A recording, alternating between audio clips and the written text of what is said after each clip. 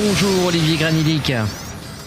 Boker Tov, Rudy. Alors les négociations entre Israël et le Liban se poursuivent à Washington malgré une atmosphère très tendue. Les Américains veulent se montrer optimistes.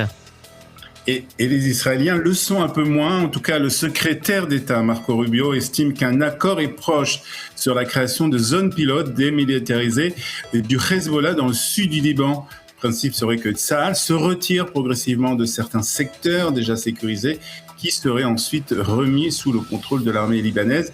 Israël maintient toutefois sa ligne rouge, aucun retrait complet du Sud-Liban tant que les garanties de sécurité ne seront pas réunies. Enfin, plusieurs responsables israéliens estiment qu'à l'approche des élections, le contexte politique rend toute concession sur un retrait militaire particulièrement difficile. Sur le terrain, Tsahal annonce avoir éliminé au total 6 terroristes du Hezbollah lors de 2 incidents distincts. Tout à fait. Selon l'armée israélienne, ces hommes représentaient une menace directe et immédiate pour les soldats déployés dans le sud du Liban. Les forces israéliennes affirment avoir aussi identifié leurs mouvements avant de mener des frappes ciblées. Tsahal rappelle qu'elle continuera d'agir contre toute menace visant ces soldats et qu'elle poursuivra ses opérations pour empêcher le Hezbollah de reconstituer ses capacités militaires dans la région. Au chapitre politique, le deal conclu entre Benyamin Netanyahou et les partis orthodoxes entre dans une phase concrète. Oui, dès la semaine prochaine, la Knesset entamera un marathon de débats pour faire avancer une première mesure phare, la loi fondamentale consacrant l'étude de la Torah comme une valeur fondamentale de l'État d'Israël. Et puis le gouvernement souhaite également faire adopter un texte empêchant l'arrestation des étudiants de Yeshiva qui prouvent qu'ils poursuivent leurs études religieuses ainsi qu'une réforme de la cacheroute. Mais ces projets se heurtent à de sérieux obstacles juridiques. Les conseillers juridiques de la Knesset estiment que plusieurs de ces textes sont difficilement défendables sur le plan légal. Le ministre israélien des Affaires étrangères, Gideon Sa'ar, a annoncé hier soir qu'il présentera lors du prochain Conseil des ministres une proposition historique, la reconnaissance officielle par Israël du génocide arménien. Oui, tout à fait. C'est vraiment historique, comme vous l'avez dit, puisque le texte souligne qu'Israël a un devoir moral et historique de reconnaître le génocide commis contre le peuple arménien à la fin de l'Empire ottoman. Il prévoit également de condamner toute tentative de négation, de minimisation ou de déformation de ces événements. Le document souligne également que malgré une documentation historique abondante, la Turquie continue de contester ou de minimiser ces massacres. Je rappelle que 32 États ont déjà reconnu le génocide arménien sous différentes formes. Et si elle est adoptée, cette décision marquera la première reconnaissance officielle du génocide arménien par le gouvernement israélien. Et c'est bien évidemment, Olivier, une décision qui risque d'aggraver les tensions diplomatiques entre Jérusalem et Ankara. Oui, qui sont pas bonnes déjà, puisque pendant des années, Israël s'est abstenu de reconnaître officiellement le génocide arménien. Jusqu'à présent, Jérusalem a privilégié une certaine prudence et malgré ces attaques répétées contre Israël et la suspension des relations commerciales ainsi que des vols vers Israël après le 7 octobre, Ankara n'a jamais rompu ses relations diplomatiques avec l'État hébreu. La question ce matin est de savoir comment le président turc va réagir à cette décision. On en vient maintenant à cette fusillade hier à Jaffa. Un adolescent de 15 ans a été tué hier après-midi. Un autre jeune, âgé lui de 17 ans, a été blessé et hospitalisé dans un état modéré. Oui, c'est selon les premiers éléments de l'enquête, les deux adolescents se trouvaient dans une épicerie lorsque un ou plusieurs tireurs ont ouvert le feu. La victime, Ahmad Jabri, est décédé peu après son arrivée à l'hôpital Wolfson à Holon, malgré des tentatives de réanimation. Et puis la police privilégie pour le moment la piste d'un règlement de compte dans un contexte criminel. Une enquête a été ouverte pour retrouver les auteurs de la fusillade. Cette nouvelle affaire porte encore un coup à la lutte contre la criminalité qui touche la société arabe en Israël. Et puis on va terminer avec une bonne nouvelle sur le plan économique pour Israël. Les investisseurs israéliens reviennent en force aux États-Unis. Oui, selon un rapport du cabinet JLL, Israël figure désormais au 8e rang des investisseurs étrangers sur le marché immobilier américain. En 2025, plus d'1 milliard de dollars ont été investis dans l'immobilier commercial américain, soit plus du double de l'année précédente. C'est le niveau le plus élevé enregistré depuis 2021. Au total, les investissements israéliens à l'étranger restent très soutenus, avec près de 3 milliards de dollars engagés en Europe et aux États-Unis. Alors on va revenir une nouvelle fois sur ces négociations qui ont lieu. Je reprends. Et nous allons parler à présent de l'accord qui se profile, un premier accord qui a été signé, et puis maintenant des négociations qui ont lieu entre l'Iran et les États-Unis. Et plus particulièrement, je voudrais parler et je voudrais évoquer un aspect un peu différent de ce qu'on a parlé jusqu'à présent, c'est l'implication des pays du Golfe, plus particulièrement du Qatar, dans ces négociations. On a vu qu'ils sont partie prenante et qu'ils ont une importance très importante dans ces négociations. Pour cela, nous sommes très heureux d'accueillir ce matin Ephraim Erhara, docteur Ephraim Erhara. Bonjour, merci d'être avec nous ce matin pour parler avec nous de ce sujet. Bonjour.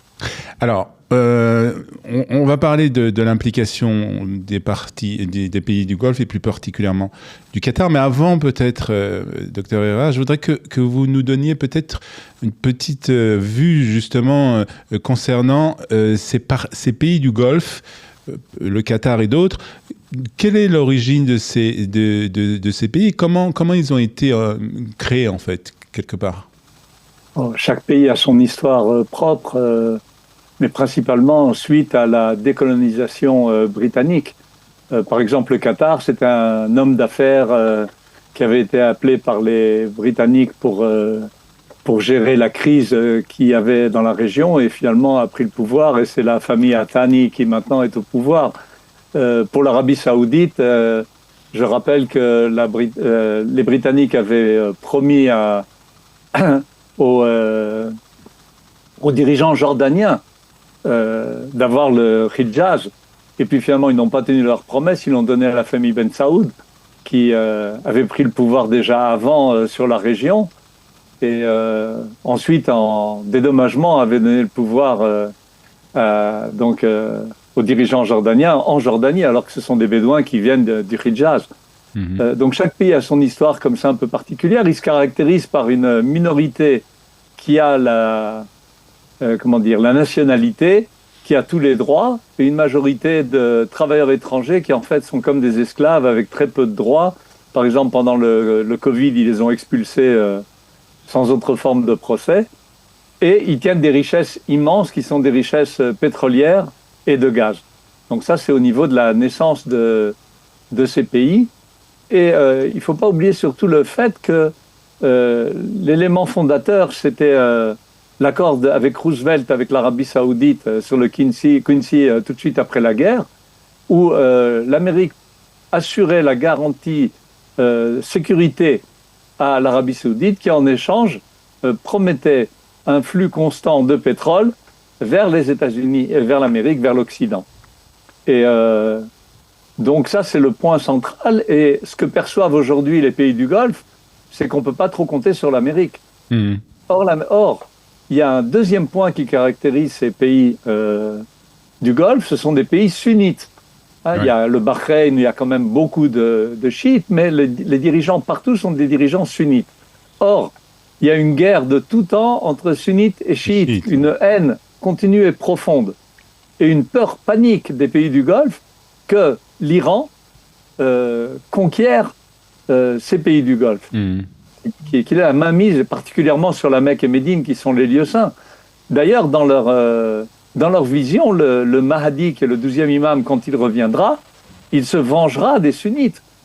Donc c'est une guerre, déclarée. Et donc il y a une peur panique des pays du Golfe. Voyant que les États-Unis ne vont pas jusqu'au bout, alors ils vont essayer de payer ce qu'il faut payer à l'Iran pour pas qu'il soit attaqué. Ça leur servira pas à grand-chose, parce qu'on sait que ces accords que fait l'Iran avec des ennemis sont des accords à court terme et que le moment venu, ils les rompent de manière unilatérale. C'est ce qu'ils ont fait avec le Parti communiste Todé, grâce auquel Khomeini est arrivé au pouvoir en 1979. Et quelques mois après, il a mis à mort les dirigeants communistes et il a interdit ce parti. Donc il y a ici une angoisse. Mais il y a un deuxième élément pour le Qatar spécifiquement. Le Qatar est, je crois, le pays le plus dangereux tant pour les États-Unis que pour Israël. Pas que pour Israël. Ils achètent l'Occident à coups de milliards. Ils ont promis, c'est ce que répète très souvent Trump, d'investir $1 trillion aux États-Unis dans les années à venir. Ils financent et hébergent le Hamas, qui est une organisation terroriste. Les dirigeants du Hamas sont au Qatar. Ils financent Al Jazeera, qui diffuse un venin continu anti-israélien et anti-occident par leur chaîne Al Jazeera et par le réseau J++. Et ils ont financé des programmes scolaires anti-israéliens aux États-Unis. Ils financent des chaires à coût de centaines de millions de dollars dans les universités américaines et occidentales pour diffuser et faire se développer la conception islamique orthodoxe qui vise à dominer le monde. Il ne faut pas oublier que sur cette chaîne, passait de manière régulière le cheikh Qaradawi, qui est décédé il y a 4 ans, qui était le chef spirituel de tout le monde sunnite, et qui parlait de Fath Silmi, d'une victoire pacifique contre l'Occident. Ouais. Pas besoin de sortir d'armes. On va le faire par le biais de la da'wa, de l'appel à l'islam, par le biais des déplacements de population, et puis à le moment venu, on le prendra par la force. Donc ce Qatar est vraiment très dangereux, son influence est très claire. Prenez par exemple où se passent aujourd'hui les négociations entre États-Unis et Iran, hein, dans un bel endroit de plaisance en Suisse. En Suisse. Hein, et à qui ça appartient le site dans lequel se déroulent ces négociations? Au Qatar. Donc on voit vraiment une influence très importante du Qatar et on va dire que cette influence prend de plus en plus d'importance. Et quelque part, aujourd'hui, on voit qu'Israël est peut-être aussi fragilisé par rapport justement à cette position. Et comme vous l'avez dit, peut-être que le Qatar et les autres pays du Golfe ont peur quelque part de l'Iran et qui était leur ennemi. Est-ce qu'on pourrait imaginer peut-être aujourd'hui que face à cette fragilisation d'Israël et peut-être aussi ce retournement par rapport des États-Unis, que l'Iran, que le Qatar et les autres pays essayent d'une certaine manière de se rapprocher de l'Iran? C'est même pas une supposition. Prenez Oman, le sultanat d'Oman a déjà signé un accord avec l'Iran pour comment gérer le détroit d'Ormuz. Donc ce n'est pas une supposition, c'est ce qu'ils vont essayer de faire, du fait que, je rappelle que ce n'est pas encore un accord, hein, c'est un mémorandum avec, en 14 points, qui vise à arriver à un accord en 6 mois, dans les 60 jours. Donc pour l'instant, ce n'est pas encore fait. Mais cet accord est très dangereux pour les pays du Golfe. Il est dangereux, en plus, il est immoral au possible parce qu'il efface tout danger de révolution interne. La question n'est pas pourquoi l'Iran a accepté, la question est pourquoi les États-Unis acceptent. Ouais. Alors que les Iraniens, c'est très facile, pourquoi ils acceptent. Il n'y aura pas de révolution interne, ils resteront au pouvoir, ils pourront continuer à développer leur armement en missiles, ils ont un oxygène financier infini qu'ils vont recevoir, ils vont pouvoir se restructurer pour le prochain round. Il ne faut pas oublier, hein, mort à l'Amérique, c'est leur devise, et ce n'est pas vide de sens. C'est profond. Dans leur constitution, il est écrit explicitement qu'ils visent par le biais du djihad à conquérir le monde. D'accord ? Donc, ce n'est pas la première fois que les États-Unis abandonnent leurs alliés. Ils ont abandonné le Vietnam de manière unilatérale, ce qui a entraîné des centaines de milliers de morts au Sud-Vietnam, assassinés par les Viet Cong de manière horrible.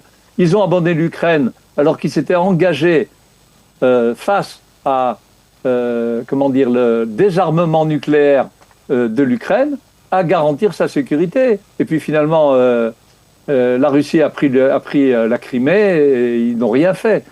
Donc c'est pas la première fois. Et c'est pas la première fois qu'ils se font leurrer aussi sur le domaine nucléaire. La Corée du Nord avait un accord entre la Corée du Nord en 1994 qu'ils ont violé moins de 10 ans après. Le Pakistan aussi a roulé les États-Unis dans la farine et a fait son arme nucléaire Donc on a 3 exemples dans lesquels finalement les États-Unis, pour leurs intérêts propres, comme ils les ont conçus, ont abandonné leurs alliés. Ça ne veut pas dire que Trump va nous abandonner. L'accord n'est pas signé encore. On est très loin. On est très loin. Mais il y a ce risque. Et la leçon pour Israël, c'est d'essayer d'arriver à un peu plus d'indépendance. C'est impossible d'être complètement indépendant. Aucun pays du monde n'est complètement indépendant, dépend de ressources premières d'autres pays, etc. Mais plus on sera indépendant, et mieux ce sera. Et surtout, il faut considérer surtout le fait que les États-Unis peuvent abandonner leurs alliés, et donc il va falloir compter sur nos propres forces et savoir dire non, ce qui n'est pas du tout facile. Et un mot, docteur Herrera, concernant les accords d'Abraham, on espérait peut-être quelque part que ces accords reprennent, qu'il y ait des nouveaux accords qui soient signés. Pour le moment, on a l'impression que ces accords sont oubliés quelque part. Bah oui, c'est évident, parce que vu que la question était, est-ce que les États-Unis vont aller jusqu'au bout contre l'Iran, c'est-à-dire frapper de manière tellement forte l'Iran que il y aura une révolution interne à moyen terme, mais surtout, ils n'auront plus de capacité militaire pour se battre. La domination des airs a été faite de manière absolue, surtout grâce à Israël, qui a détruit tout l'armement anti-avion, hein, donc toutes les bases, et l'aviation a été inexistante, l'aviation iranienne. Par contre, au niveau maritime, ça n'a pas du tout été le cas. Ça n'a pas du tout été le cas, et de facto, l'Iran menace le détroit d'Ormuz et tient l'économie mondiale, enfin une partie, hein, c'est pas 100% du pétrole et des ressources qui passent par là-bas, mais quand même c'est beaucoup, et ça joue beaucoup, et donc ça n'a pas été acquis. Les pays du Golfe, voyant ça, disent on ne peut pas compter sur les États-Unis. On ne peut pas compter sur les États-Unis, il n'y a pas d'intérêt à défendre Israël. Je rappelle que les pays du Golfe, dans la conception wahhabite, qui est la conception de l'islam qui domine dans ces pays, sont profondément antisémites et anti-Israël. Donc on est arrivé à des accords.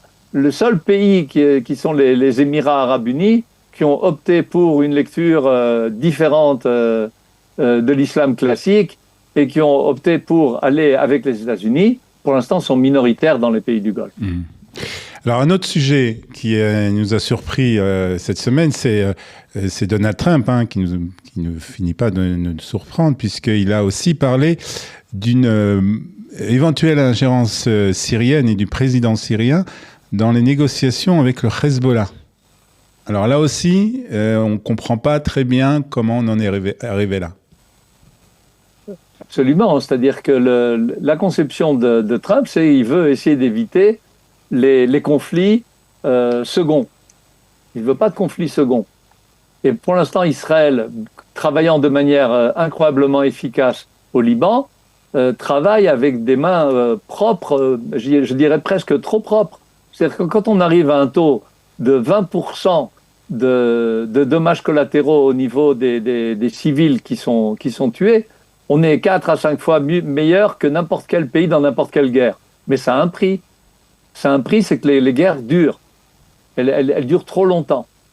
Et donc, il faudra un moyen qui liquide le Hezbollah de la manière la plus rapide possible. Ça n'a pas été fait.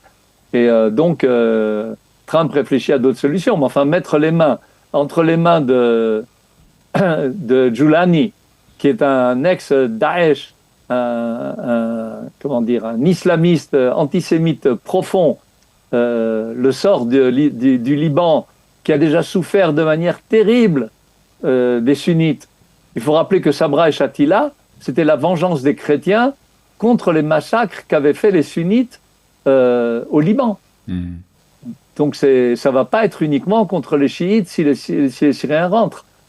Donc il y a un grand danger, mais je suis pas sûr que ce soit très clair pour les États-Unis. Très bien, merci en tout cas, docteur Herrera, pour ces explications. Je rappelle que vous êtes docteur en histoire des religions et spécialiste du monde musulman, et je suppose que on aura l'occasion de se reparler autour justement de ce mémorandum, et peut-être si on arrive à un accord entre l'Iran et les États-Unis, on aura l'occasion de se reparler. Merci en tout cas d'avoir été avec nous, et Shabbat Shalom. Au revoir.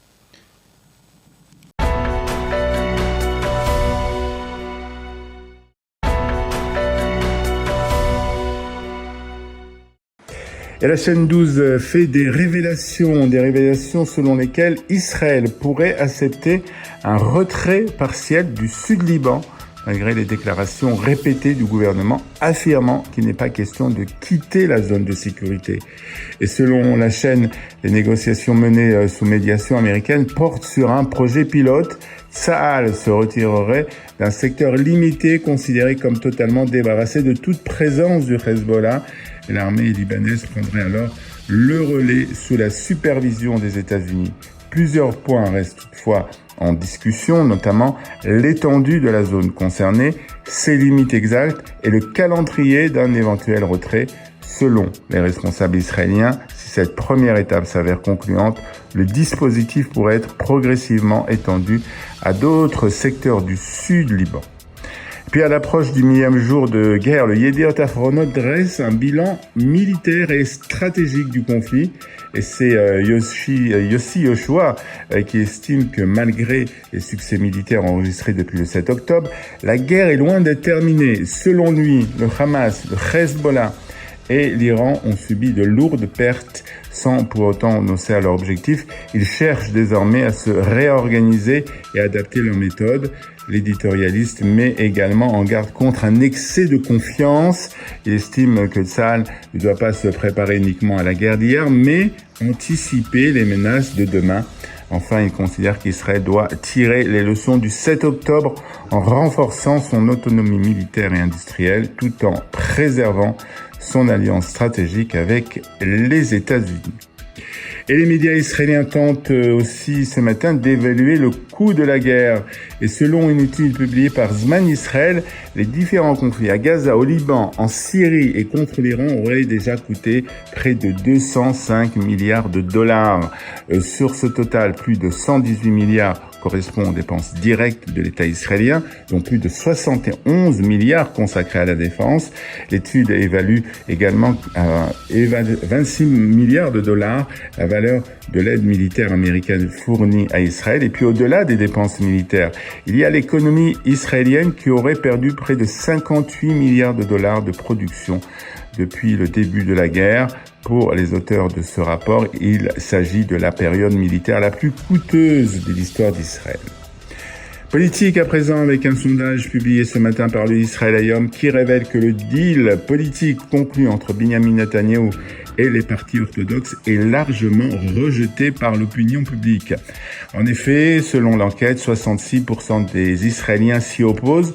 Plus surprenant encore, seuls 23% des électeurs du Likoud soutiennent cet accord qui prévoit l'adoption de plusieurs lois réclamées par les partis Haredim orthodoxes en échange d'élections anticipées. Le sondage confirme aussi la progression de Gadi Eisenkot. Avec 21 sièges, son nouveau parti devance désormais celui de Naftali Bennett et Yair Lapid, crédité de seulement 16 mandats. En revanche, le bloc de droite reste stable et le Likoud conserve, selon le sondage ce matin du journal Maariv, conserve donc 24 sièges. Enfin, parmi les électeurs de l'opposition, 41% préféreraient voir la coalition s'appuyer sur le parti arabe Raham plutôt que sur les partis orthodoxes si aucun bloc n'obtenait la majorité. Historique à présent, Israël s'apprête à reconnaître le génocide arménien et le Yediot Ahronot pose la question comment va réagir le président turc. Le ministre des Affaires étrangères va en effet présenter dimanche au gouvernement une proposition de reconnaissance. Le quotidien rappelle que pendant des années, tous les gouvernements israéliens ont refusé de franchir ce pas afin de préserver leurs relations avec la Turquie, mais aussi avec l'Azerbaïdjan. Le Yediot souligne que cette décision intervient au moment où Donald Trump multiplie les gestes d'ouverture envers Erdogan, ce qui pourrait compliquer encore davantage les relations entre Jérusalem et Ankara. Le journal s'interroge désormais sur la réaction du président turc qui a toujours rejeté toute reconnaissance du génocide arménien. Et puis, à quelques jours du 50e anniversaire de l'opération Entebbe, les médias israéliens reviennent sur les coulisses de cette décision historique. Et le Haaretz rappelle que les archives de l'État ont publié des documents jusqu'ici classifiés, retraçant les débats du gouvernement de Yitzhak Rabin. C'était en juillet 1976. Les ministres étaient confrontés à un dilemme, lancer une opération militaire au risque de mettre en danger la vie des otages ou accepter un échange avec les terroristes. Et les procès-verbaux montrent les hésitations de Yitzhak Rabin et de son ministre de la Défense, Shimon Peres, avant de donner leur feu vert à une opération sans précédent à plus de 4000 km d'Israël. Shimon Peres avait alors expliqué au ministre que Tsahal s'apprêtait à mener une opération comme l'armée israélienne n'en avait jamais conduite, en soulignant les risques considérables d'une telle mission. Dans la nuit du 3 juillet au 4 juillet 1976, le raid d'Entebbe permit finalement de libérer une centaine d'otages israéliens détenus en Ouganda, une opération devenue l'un des plus grands succès militaires de l'histoire d'Israël.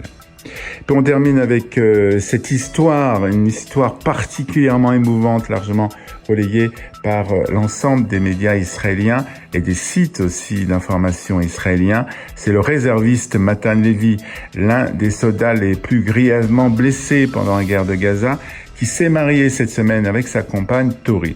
Mobilisé le 7 octobre 2023, Matan Levi avait été grièvement touché à la tête par un tir de mortier dans la bande de Gaza. Il a perdu la vue et a passé des longs mois entre soins intensifs et rééducation. Et c'est justement pendant cette période qu'il a rencontré Tori, qu'il a accompagné tout au long de son combat, et leur mariage a donné lieu à une cérémonie particulièrement émouvante. Sur les réseaux sociaux, Matan Levi a adressé un message à son épouse: « Tu as tout gagné avec moi et nous continuerons à tout gagner. » Shabbat Shalom depuis Jérusalem. Bon, on l'a vu, aucune équipe israélienne ne participe à cette Coupe du Monde de football. Et pourtant, Israël est bel et bien là, en coulisses, en tout cas, ces technologies. Car derrière les matchs, les retransmissions télévisées, les applications mobiles et les millions de supporters qui suivent chaque rencontre, plusieurs entreprises israéliennes jouent un rôle essentiel. Prenez par exemple SeatPick, une société spécialisée dans la billetterie sportive. Elle permet aux supporters du monde entier de comparer les offres disponibles pour assister au match. Autre acteur majeur, WSC Sport, l'un des fleurons de la high-tech israélienne.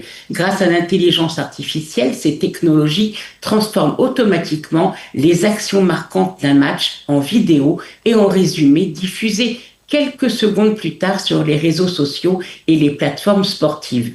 Et ce n'est pas tout. Israël est également présent dans le domaine des statistiques sportives. Des entreprises comme Elsport ou SportVibes analysent en temps réel des millions de données pour alimenter médias, plateformes spécialisées et supporters.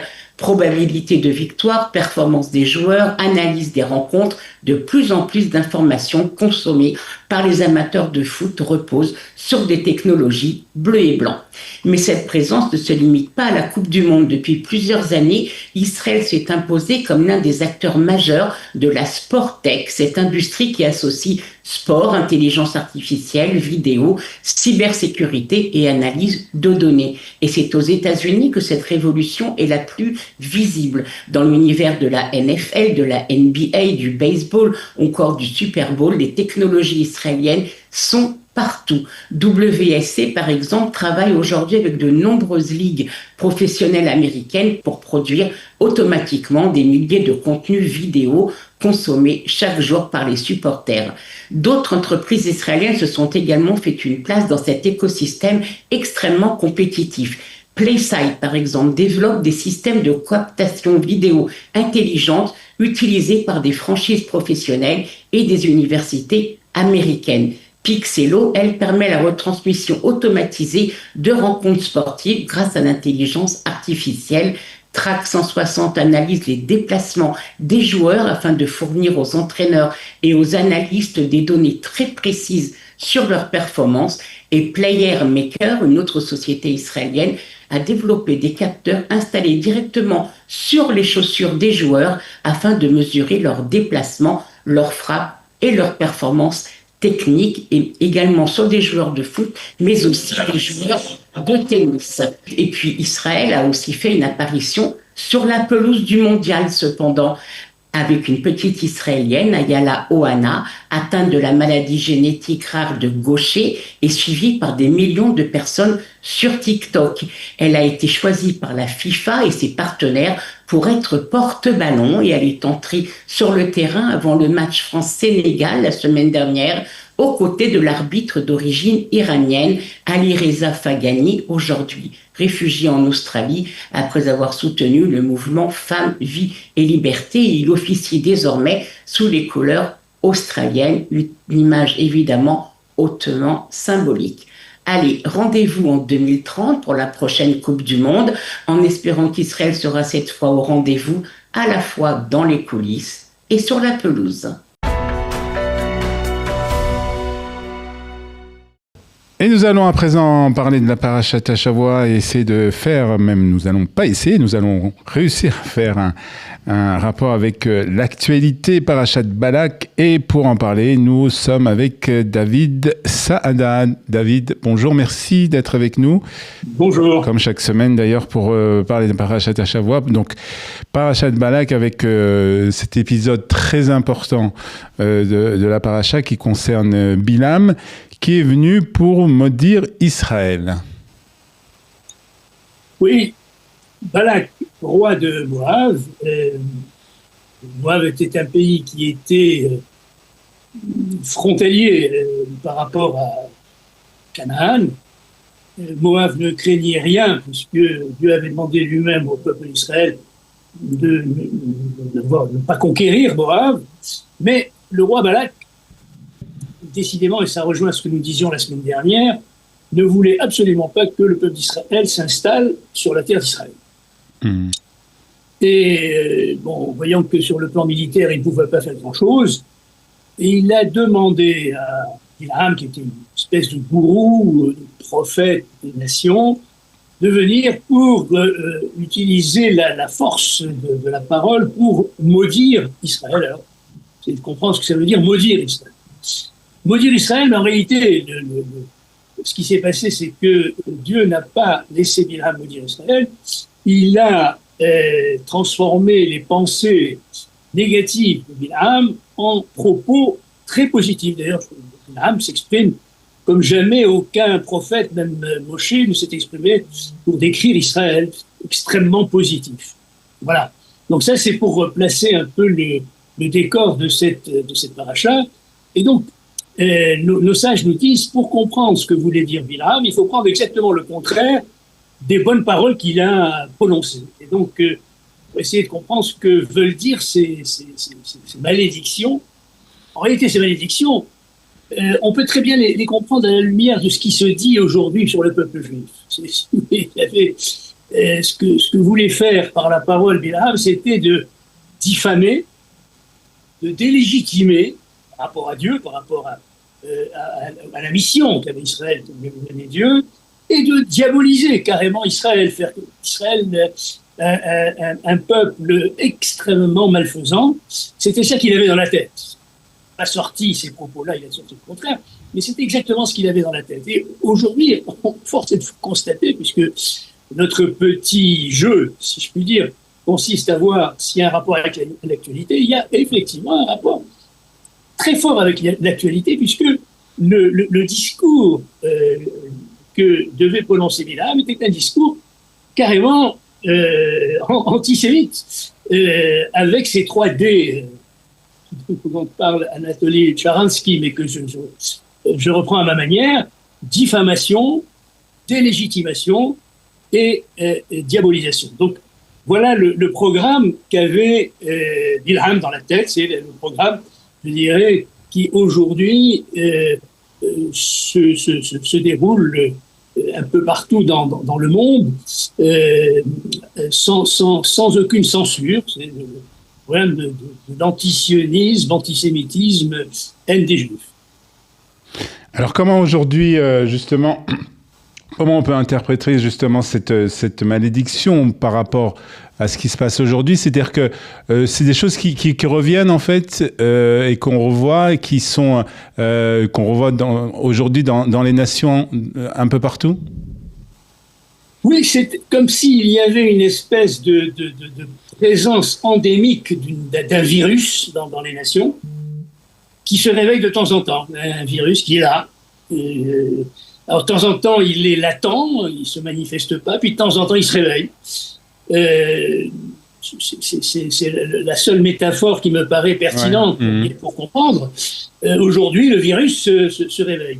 Mais l'intérêt de l'épisode de Bilam, il n'est pas là, parce que ça, on le sait, on connaît, ça fait 3000 ans qu'on connaît ce discours. L'intérêt de la lecture de la paracha de Balak, de Bilam, c'est que Dieu a transformé les malédictions en bénédictions. Oui, ça c'est intéressant. Donc c'est ça qui était extrêmement intéressant parce que, Bilam les a pas prononcées, ces malédictions. D'autres que lui l'ont fait tout au long de l'histoire.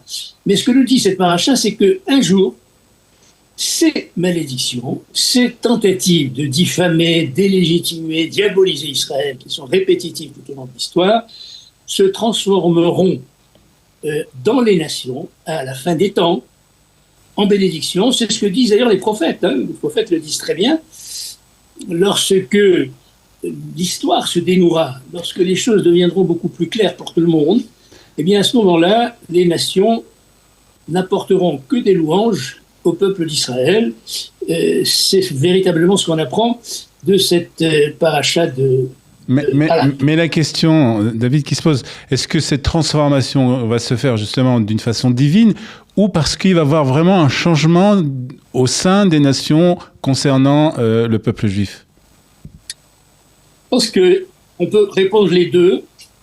Il y aura effectivement une intervention divine sur laquelle on ne peut pas, je dirais, développer dans le cadre qui est le nôtre. Mais ce qui se traduira par une évolution au niveau des nations, c'est-à-dire les nations dont la vision est totalement obscurcie par un certain nombre de choses, comme la vision de Bilam était elle-même obscurcie, vont avoir à un moment donné une vision beaucoup plus claire de ce qu'est le peuple d'Israël et de sa positivité dans l'humanité, le fait que le peuple d'Israël apporte et bénit. Parce que dans la paracha, Dieu dit à Bilam, tu ne peux pas maudire ce peuple parce qu'il est béni. Baruch hu. Donc c'est un peuple qui apporte, dont la fonction est d'apporter la bénédiction dans le monde. Beaucoup aujourd'hui encore ont une vision obscurcie et inverse cette vision positive d'Israël en vision négative, mais il arrivera un jour où les choses seront remises en place et la vision de toutes les nations sur le peuple d'Israël sera à nouveau positive. Et ça ira de pair, bien sûr, avec le fait que Israël assumera entièrement son identité. C'est aussi un point très important. Oui, absolument. Vous avez raison. À ce moment-là, Israël assumera tout à fait complètement son identité, c'est-à-dire le rôle qu'il a joué dans un cadre de la Torah sur la terre d'Israël. Le peuple d'Israël ne peut jouer ce rôle de rayonnement de la lumière divine que sur la terre d'Israël et muni de la Torah et des mitzvot. Voilà, très très bien. Merci beaucoup. En tout cas, on a fait une nouvelle fois le rapport avec l'actualité de ce qui se passe actuellement. C'est vraiment l'actualité la plus brûlante, on va dire, concernant Israël. Merci beaucoup d'avoir été avec nous, David. Et Shabbat Shalom. Shabbat Shalom.